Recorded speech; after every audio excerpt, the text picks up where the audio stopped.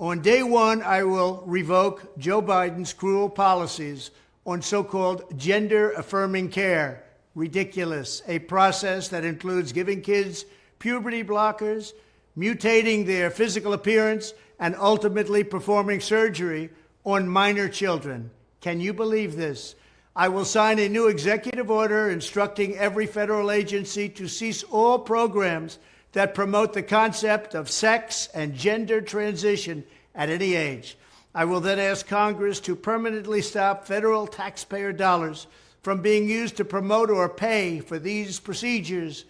Thank you so much. Welcome to Apostolic Insight. I'm your brother, so great. The church, the world over, need to rise up to the challenge and pray for the U.S. President-elect, Donald Trump. It is very, very important. His second coming will unsettle so many forces. They already know it. That was why certain forces made attempts to take his life. But God said no. Thank God he has been declared winner. We are waiting for the inauguration in January.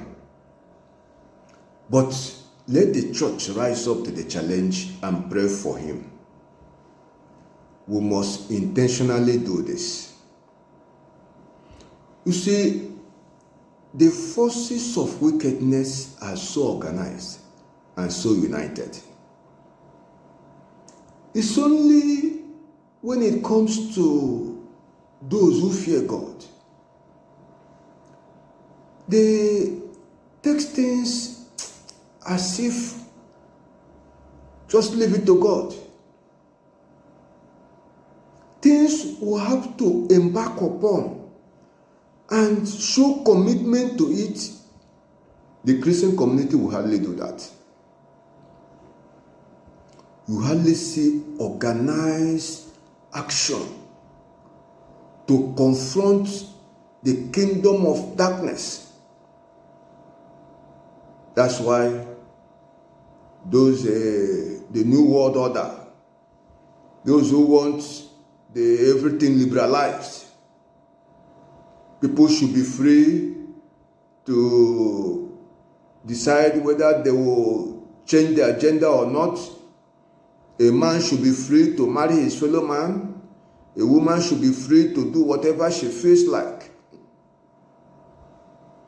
Those people championing this evil agenda, they are so organized. They even have established institutions, governments backing them. They are well funded in their activities. But they see Donald Trump as a threat. Even when it comes to religion, so many people, especially the terrorist group, see Donald Trump as a threat. There are so many who believe they just have to find their way into America. And Donald Trump is telling you, America for Americans. So, some immigrants are feeling threatened. Even we are hearing the story of those who were on their way, trying to enter America through the border. The moment Donald Trump was announced as the winner of the presidential election, they are turning back. They know it's no longer going to be business as usual. Even before the inauguration, we need to take up the challenge of praying for Donald Trump.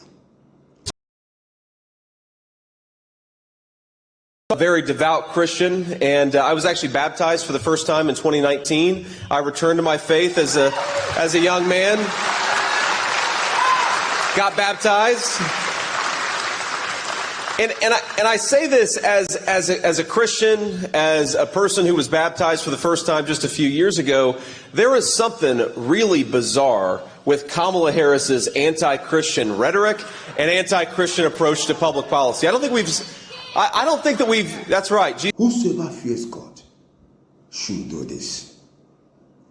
There are so many forces who are feeling threatened with the emergence of Donald Trump again as US president. There are so many forces. And we need to rise up and pray. It's only prayer that can save the situation.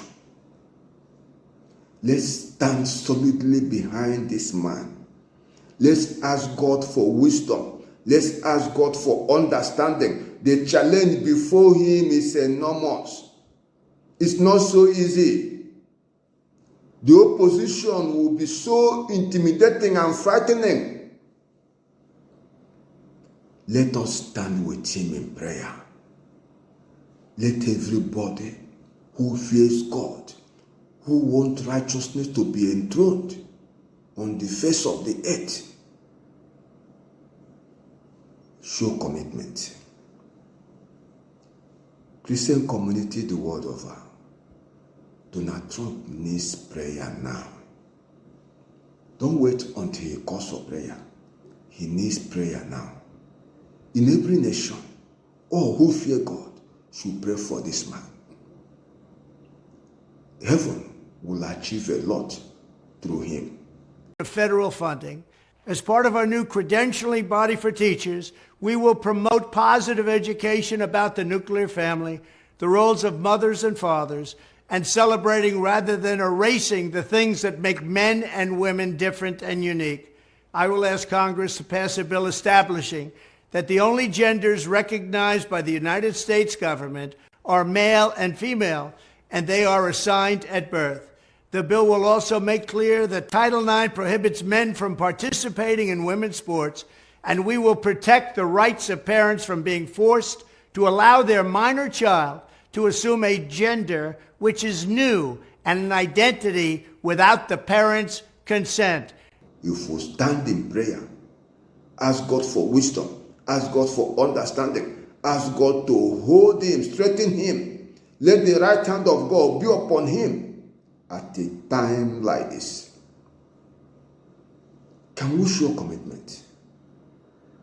Can we embrace this as a call from God? Can we see to it that, look, this is what the church must invest in? If need be, some people should be called out, set apart. Let them take time to pray and fast. Even if they are paid to do that. Those who can take it up for 1 month, for 2 months, let them embark on it. We need to pray for Donald Trump. The time to begin is now. And let us do it intentionally. May we not forget, we will not miss our reward. Heaven surely will reward us. Please share this video and subscribe to this channel. Be part of what God is doing. Be part of the good work.